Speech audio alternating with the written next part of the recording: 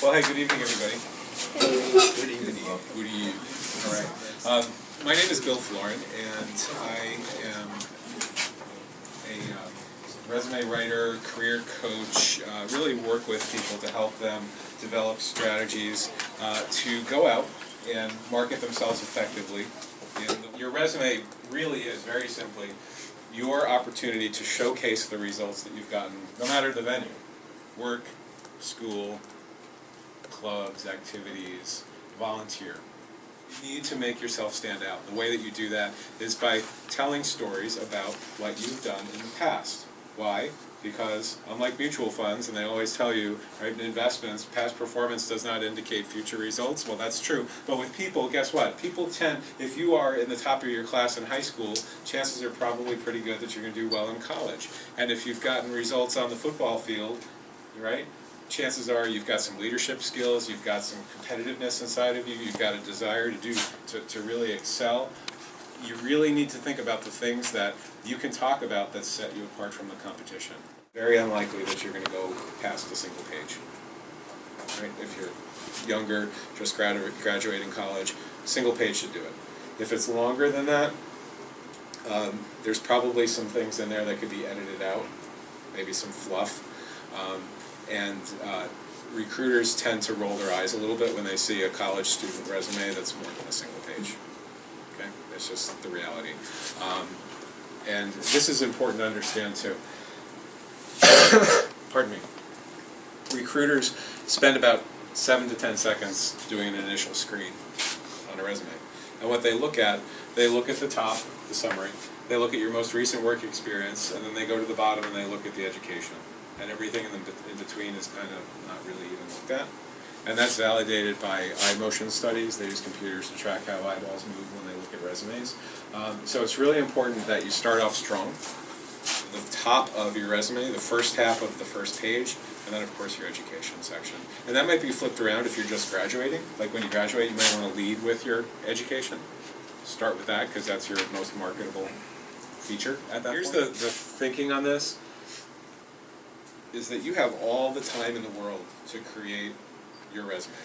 Nobody, other than in this class, nobody's giving you a deadline as to when you have to get it done, right?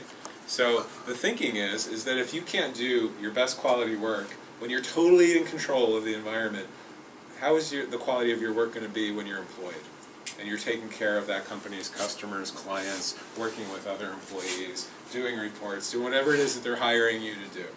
Right? So that's why a single spelling mistake, literally, a single spelling mistake or the wrong word, right, there, whichever word it happens to be, the wrong word can knock you out of consideration. Because guess what? There's probably 5 or 10 other people who are applying for that same position, and guess what? They don't have mistakes on their resume. Okay? So it's really important. If you're not good with that, if you're not a strong speller, what have you, partner up with somebody. And Dr. Magas mentioned that already, right? Which is why you're working together in your groups. Get with a friend, get with a relative, get with somebody you trust who knows the English language pretty well and can help you. It's really, really important, and certainly you have resources here through the Career Services Office, right? Okay, so that's important. Formatting enhancements, don't go crazy, and this is really important too because ATS software doesn't like formatting enhancements. So you may be tempted to use text boxes and graphs and charts and things like that in your resume. Stay away from that. It just confuses ATS, and you might have some great information that doesn't even get read by the software because it's in a box somewhere as opposed to in a header or as opposed to where it should be. Don't use headers, don't use footers, don't use text boxes, just straight text, just like you see on here. Okay? Actions, not adverbs.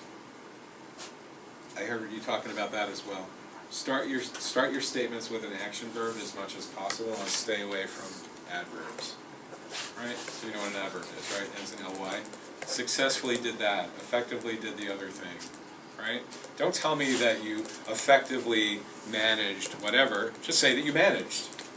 Don't say that you successfully led blah blah blah. Just say that you led.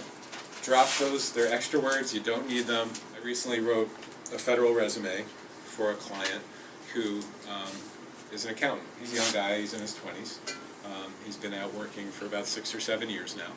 And one of the things that he does is that he coordinates a volunteer income tax assistance office. It's an IRS program called VITA, V-I-T-A, Volunteer Income Tax Assistance. He does that, and he's been doing that for several years. He doesn't get paid for it, but he supervises people. He is managing customer service. He's helping lower income taxpayers who can't afford for income tax assistance to complete their tax returns and e-file right there. It's a great resume builder. He doesn't get a nickel for it, but it's a great resume builder, and it has absolutely helped him. Okay? We put a resume together for him, and he actually wants to work for an organization that's part of Homeland Security, and he has been invited in for an interview, and so it helps. It helps. Anything that you can do that talks about results, especially if it's relevant to the job that you're looking for, the career that you're tracking, is going to help you. In terms of relevant, you need to be relevant to the buyer. You need to be relevant to the employer. Because what they're looking to do, let's be really blunt about it, an employer is looking to hire you to solve a problem, to do something, to add more value than what they're going to pay you, right? So if they're going to pay you $50,000 a year, they're hoping to get $100,000 worth of value out of you, right? That's how it works. That's how companies make money, right? So it's really important that you understand your target market, you understand the skills, understand the accomplishments, understand the minimum requirements, as well as the wished for. You ever see those job postings that say, you must have this and we would prefer that? Okay? So you must be, let me see if I can think of an example quickly. You must have 5 years of project management experience, but we prefer somebody with a PMP certification, right? Project Management Professional Certification. That would just be maybe not a great example, but if you can tell stories that address the things that the employer is looking for in the job listing, you're going to be more successful. You've got to be very purposeful and make every word count. You've got to be relevant to your buyer. Don't include skills that you haven't used in a few years that really you may not be great at. Like, typically I see with college students especially, every resume says Microsoft Office, right? They're really great at Microsoft Office, Word, Excel, and PowerPoint, and whatever else. And then when we really dig into it, it's like, well, okay, the person used Word to write papers, and that's pretty much it, and isn't necessarily proficient in those other things. I would just make sure that if you're going to include a skill, that you're able to demonstrate it, certainly more recently than more than a few years ago. Okay. Let's get into results, and we've talked about this. I've hit on some of these things already. Accomplishments, recognition, are they verifiable? Meaning, can you point somebody to some evidence that shows that? Because that will help you be more credible. And this is really, with recommendations, this is where LinkedIn can be your best friend. Right? How many of you have LinkedIn profiles? We were talking about it a little bit earlier. So a few hands, and I guess you're going to be doing that later in the semester. They will by the end of the semester. Cool. I would really encourage you to dig into LinkedIn and understand what it can do for you, because it's not just an online resume, it's so much more than that. But one of the really cool features of LinkedIn now is that you can link to all kinds of different, basically your entire online presence, your professional online presence, can be linked to from your LinkedIn profile. So if you've written a paper that's been published and it's living online, you've been recognized for some achievement that's got some online presence out there, you've done a project that you want to upload to your LinkedIn profile. There have been a lot of changes made for just very recently, like in the last couple of months with LinkedIn, that will allow you to not just tell a story, but also show what you've done by giving people links to the different work that you've completed, the recognition that you've gotten. It might be a news story, like I said. It could be something that was on television. It might be a YouTube video that shows you doing something great. Okay? You might say that you're a skilled public speaker, and there's a YouTube video of you doing a presentation, standing up and talking to a group. That would certainly be valid and would certainly help you make your case that you've got good, strong communication skills. Because everybody says that too, right? Because they don't know what else to put, so they put strong written and verbal communication skills. Set yourself apart by showing an example of that. So the interviewing piece, a lot of this is common sense, and you've heard this before.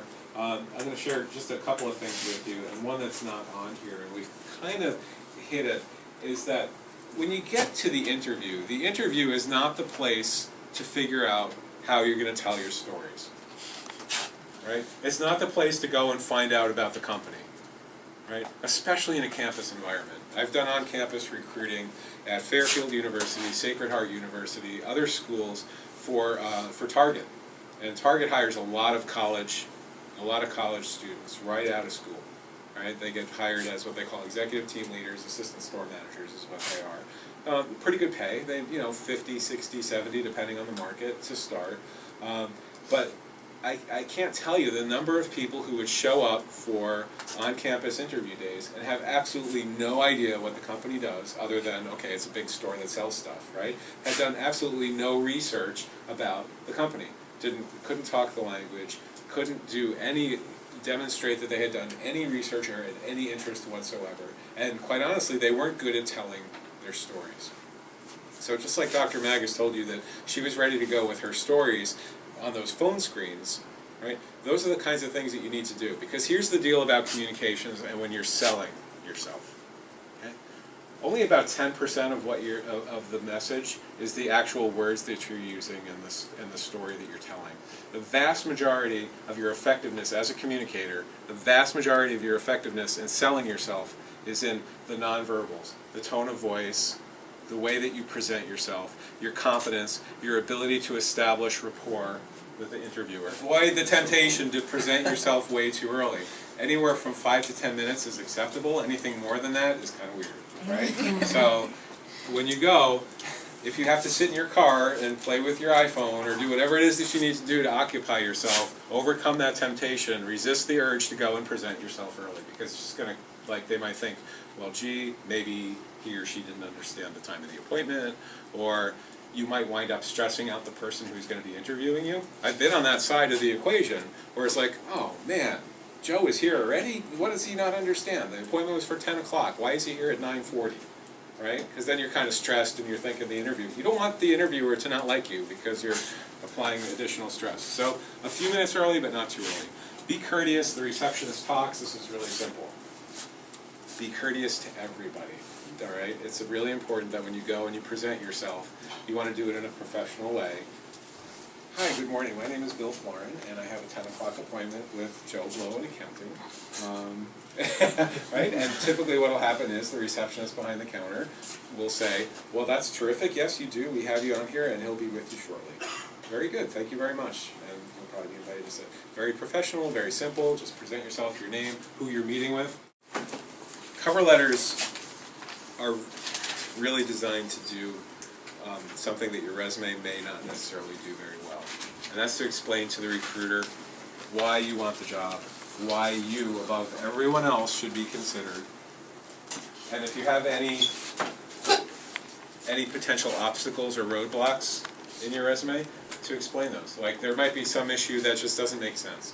Let's say you've decided that when you graduate here at Southern, rather than hanging out in New Haven, you're going to move to Tampa, Florida, right? That might be something that you include in your cover letter, is that you are planning a relocation to the Tampa, Florida market upon graduation, right? So your resume is more of a history. It's more of a document that explains what you can do and some examples of you doing them. Your cover letter is designed to really help sell you, to explain to the recruiter, to explain to the hiring manager why you're the best person for the job, why you want that job, and again, to address any potential gaps. All right, so I get this question all the time, do I really need a cover letter? Yes, you do. If the job application system that you're logging into allows you to upload a cover letter along with the resume, you absolutely want to do it. And let me ask you a question to help illustrate. Let's just say that you went into these different systems, Brass Ring, Talio, whatever the different applicant tracking systems are, and you applied and you sent your resume to all these different jobs, but never sent a cover letter along with it, and you never got a call. Is it possible that you might be thinking to yourself, well, gee, maybe I should have sent those cover letters too? chances are that thought will cross your mind at some point. Like, maybe the reason why I didn't get the call was because I didn't include a cover letter.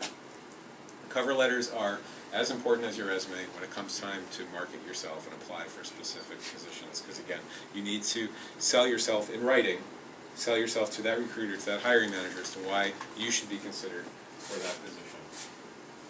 Complement the information that's in your resume, don't repeat it. Your cover letter is not like a regurgitation of your resume. If your resume says that you're really good at all these different things, you don't want to say the same things in your cover letter.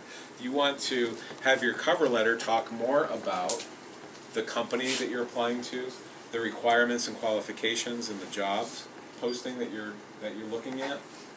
You might want to use some of the language like we talked about, associates, employees, partners, what have you. Use some of that language and explain to the person who's reading that you're excited about it, you saw the position, these are the reasons why you're such a perfect fit, and please call me for an interview. Thank you very much. In a nutshell, that's what your cover letter is.